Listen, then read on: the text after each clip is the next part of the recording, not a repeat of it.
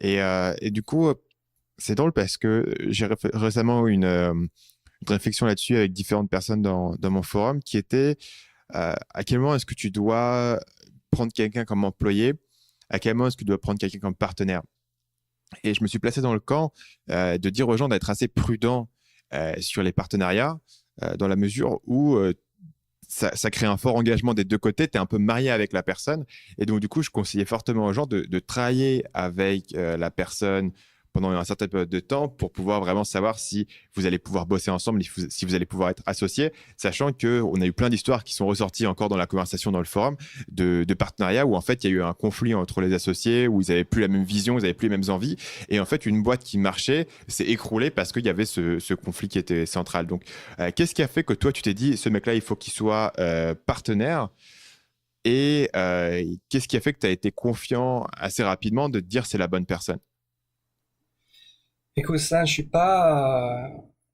Ça m'est arrivé qu'une fois d'avoir un partenaire. Tu vois, c'est pas des trucs qui arrivent tous les jours, donc tu peux pas vraiment. T'as pas en fait la base de données qui te permettrait de pouvoir faire de pouvoir de manière confiante donner une réponse. Mais en tout cas, moi j'ai écouté mon instinct. Et le gars, en fait, j'avais travaillé avec lui en fait sur une base de freelance. En fait, il était freelance au tout début pendant, on va dire, un an. Au tout début, pendant la première année de l'activité de la boîte, il venait faire en tant que coach photographique, on va dire, 5 cinq ateliers par semaine. Et c'est au fil du temps, effectivement, que j'ai vu que bah, le gars il était motivé, quoi. Et il avait la vision. Et je pense que c'est important. Je pense que ça t'en parle aussi un peu dans tes podcasts. Je pense que c'est vraiment important de prendre des gens basés sur leur attitude et pas sur leur aptitude. C'est-à-dire que ça sert à rien de prendre quelqu'un qui est très bon dans ce qu'il fait s'il a une attitude de merde, en fait. Parce que ça, tu pourras jamais la changer. Alors que l'aptitude, tu pourras toujours lui enseigner ce que, au fil du temps, avec l'expérience et avec ton enseignement, il va pouvoir ou elle va pouvoir s'y mettre. Alors que l'aptitude, si elle est pourrie dès le départ, t'es dans la merde, en fait. Et le gars, tout de suite, j'ai vu qu'il avait l'attitude. Et il avait l'attitude, et ça c'est important, non seulement de quelqu'un qui pouvait apprendre et apprendre de lui-même, mais aussi d'un entrepreneur en fait. J'ai vu qu'il avait la fibre pour ça. Parce qu'il a commencé à me parler de trucs, et c'est lui en fait qui a apporté aussi pas mal de, de connaissances dont j'avais pas idée en fait, par rapport à l'entrepreneuriat. Et donc je me suis dit ouais c'est le bon.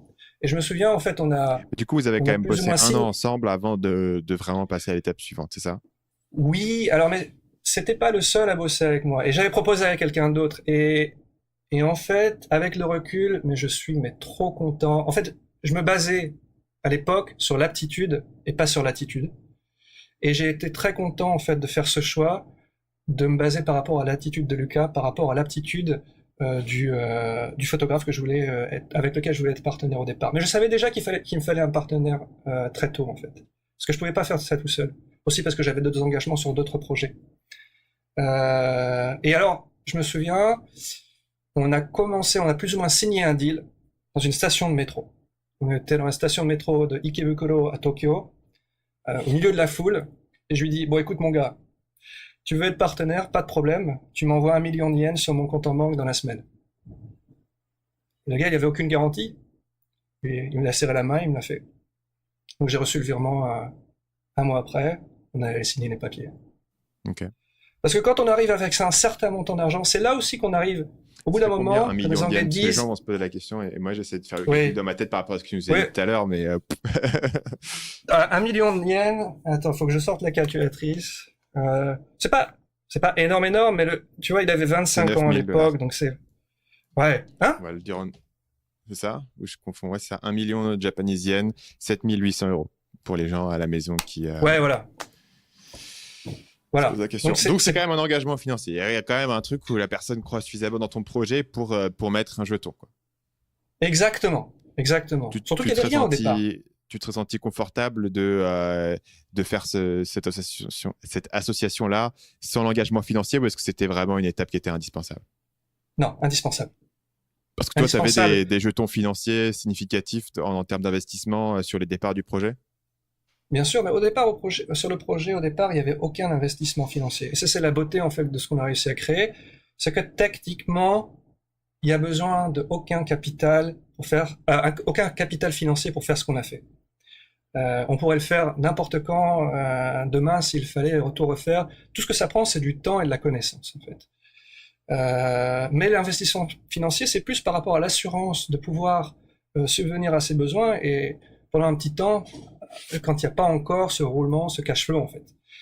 Et j'ai proposé à des gens qui avaient l'air super à fond dedans, mais dès qu'on parlait d'argent, ça coinçait, même s'ils avaient de l'argent.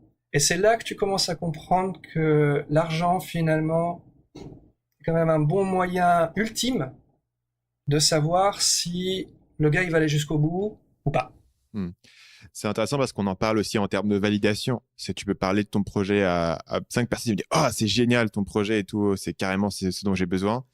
Et au moment où tu demandes aux gens de payer, de sortir la carte bleue, d'un coup il n'y a plus personne.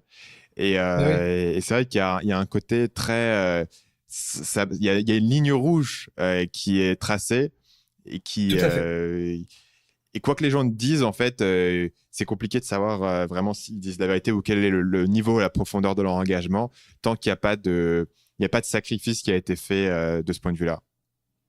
Je sais qu'à l'époque, par rapport à sa situation financière, là, le montant que je lui ai demandé, c'était pas anodin. Donc, c'est là qu'il ne faut pas demander 500 francs, 500 euros, donc il faut quand même avoir un certain montant. Et en fait, il faut arriver à une certaine barrière. Et si le type ou la fille accepte, c'est qu'elle a vraiment envie. Enfin, elle a la niaque, quoi. Ou il a la niaque. Ouais. Ok.